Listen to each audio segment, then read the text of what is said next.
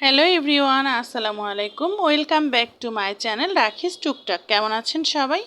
আশা করছি সবাই ভালো আছেন। আমিও আলহামদুলিল্লাহ আল্লাহর রহমতে ভালো আছি। আজ আমি আপনাদের সাথে শেয়ার করতে যাচ্ছি ডিমের কোরমা রেসিপি।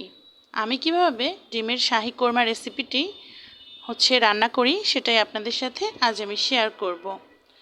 তো ডিমের শাহি কোরমা রেসিপি করার জন্য শুরুতে যেটা করতে হবে সেটা হচ্ছে প্রথমে ডিমটাকে সুন্দর করে সেদ্ধ করে নিতে হবে। আমি ডিমটাকে সুন্দর করে সেদ্ধ করে খোসা ছিলে পরিষ্কার করে ধুয়ে নিয়েছি।